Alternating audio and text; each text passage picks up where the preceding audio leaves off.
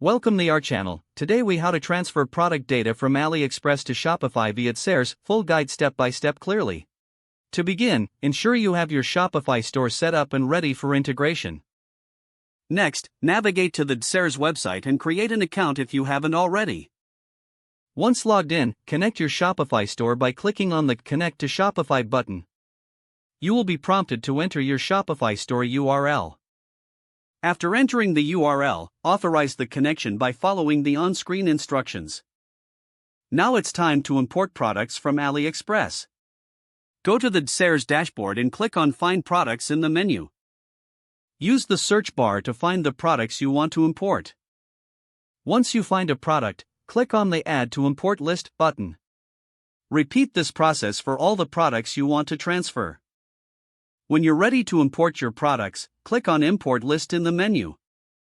From the import list, select the products you'd like to transfer to your Shopify store. Then click on the Import to Store button. DSers will now start the importing process. During this time, you can monitor the progress on the screen. Once the process is complete, you will receive a confirmation message. Check your Shopify store to ensure the products have been added. Next, make any necessary adjustments to product details, such as descriptions and pricing.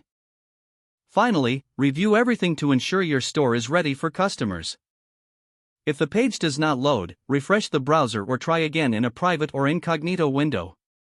Make sure you are using the correct email address, then retype it carefully to avoid small typos. If your password is not accepted, use the reset option and create a new strong password you can remember. Check your spam folder for verification or security emails, then complete any requested confirmation steps. Enable two-factor authentication if available to improve account security and reduce unauthorized access risk.